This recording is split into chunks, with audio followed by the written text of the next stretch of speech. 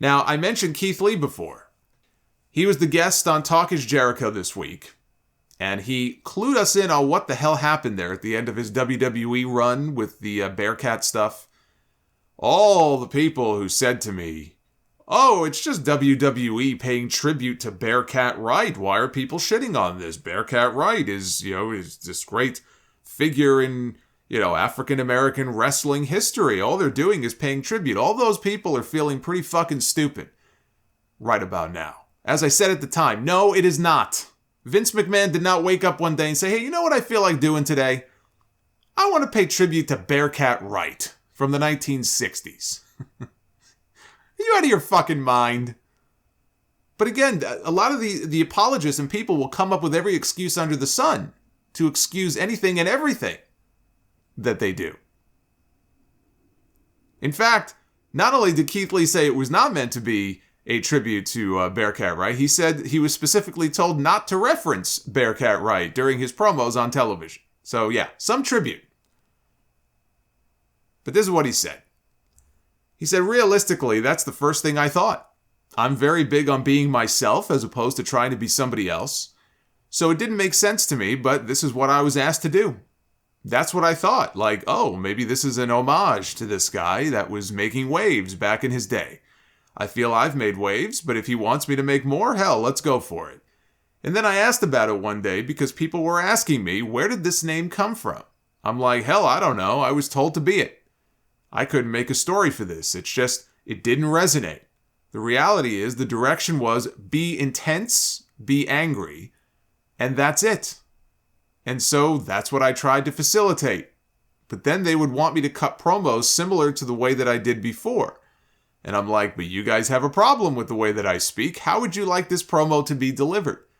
This is where I would like something written for me. I don't normally care for that. I prefer to go off the cuff and just kind of feel it. But if this character is so far removed from what I've been doing, I would like something to tell me who and what this character is, why it exists, like, where did it come from? And as much as I tried to make things in terms of story for it, either it wasn't what was asked for or I was asked not to use it anymore. And Bearcat Wright is one of those things. Like, don't reference him. And I'm like, okay, so be it. Now, if you remember, Keith Lee had missed several months recovering from a bout with COVID. It almost killed him. It was very serious stuff. And they initially brought him back many months later as himself. He was just Keith Lee. No nickname. Then one day at Raw, Vince McMahon, he pulled him into a room in the middle of the show. And he says, "Listen, I need you to do this. I need you to do that."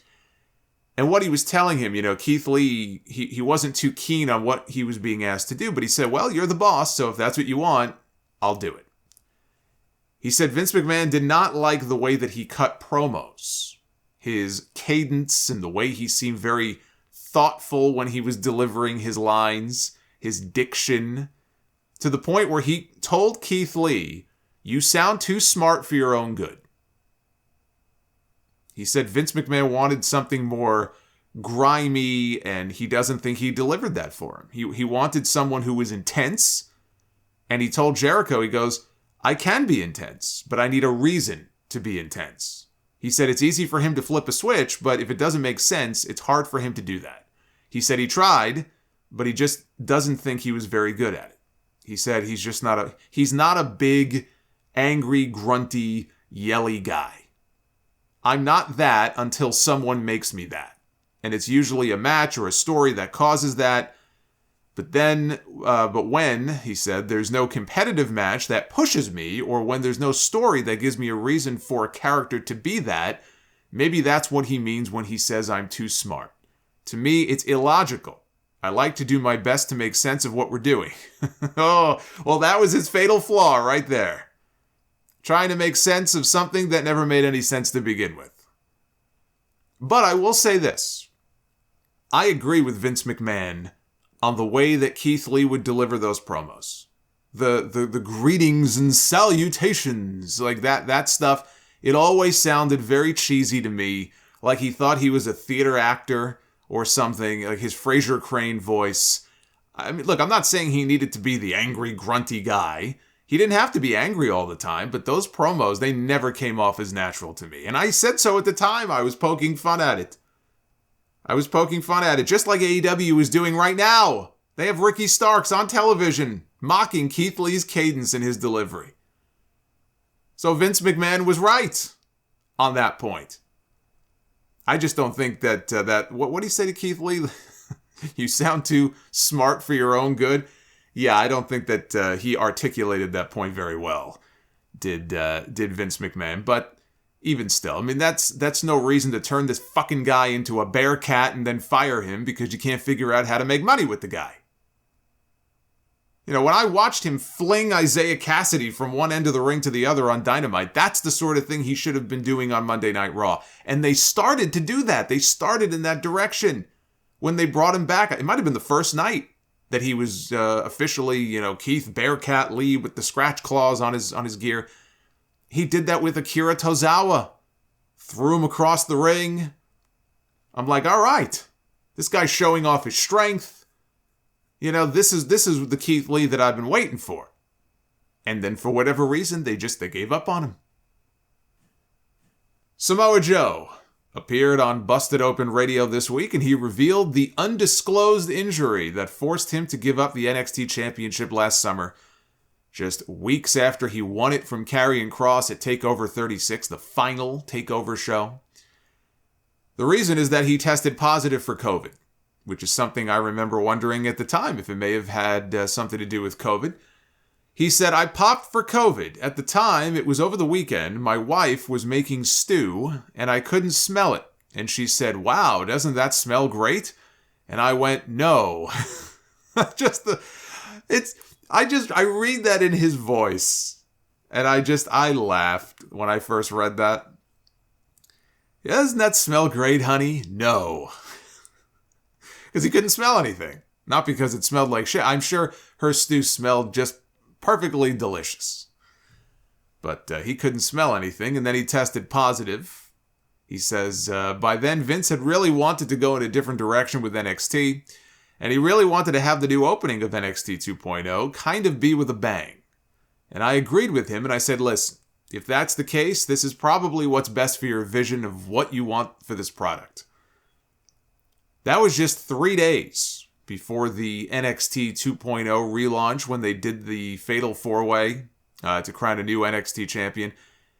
If it wasn't Tommaso Ciampa, it would have probably been Samoa Joe doing the honors, for a few months before dropping it to Braun Breaker. But Joe never had a shot. Once Vince McMahon decided I'm blowing up NXT and, taking it back to developmental, Joe he didn't fit in there anymore. It wasn't going to work. Same thing with Kyle O'Reilly. Kyle could see the writing on the wall. So he did what they asked him to do with Von Wagner and put him over on the way out, and he got the hell out of there because there was no future for him in NXT. Even Shawn Michaels made comments to that effect to him. Like, I'm not sure, what your future would look like here in NXT, so you do what you got to do. I don't think Joe would have had much of a future there either if he would have stayed. He went on to say, I kind of went behind the scenes and just started working with talent. See, this is where he would have probably excelled. I'm thinking more as far as on-camera stuff. But he said, I kind of went behind the scenes and just started working with talent on a real one-on-one basis, pulling guys individually in open gyms, working with them, and just focusing a lot on a lot of these really new, tremendous prospects that we brought in, and people that were really, really hungry to learn and really, really excited about this newfound opportunity. It was really invigorating for me whenever you're working with younger talent that are hungry and really want to succeed at a very high level. It kind of amps up your own spirit a little bit. So I was really delving into that heavily and working with Matt Bloom on really revising things and training techniques and kind of evaluating what we were already seeing and if we could do it better. That was pretty much the end of my tenure at WWE. And since then, I've really been kind of consumed with outside work, outside of the wrestling industry, a lot of cool voiceover stuff, some other things. We're training, we're ready. I'm not on paper with anybody anywhere. We haven't signed anything. We're just kind of exploring our options. I'm taking a little time personally just to be with the family and shore up some things home side, and we'll see what the coming months hold. With Tony Khan buying Ring of Honor, I go back to what I said before. If they have plans to keep Ring of Honor alive and as a separate entity, I think signing Samoa Joe and giving him some kind of role tied in with ROH, given his history with the promotion and the fact they just inducted him into their Hall of Fame, that would be very interesting to me. He could be a player-coach type for them, and he can then also cross over to do stuff on AEW television as well. But I am very intrigued at the possibility of that being a role for him there.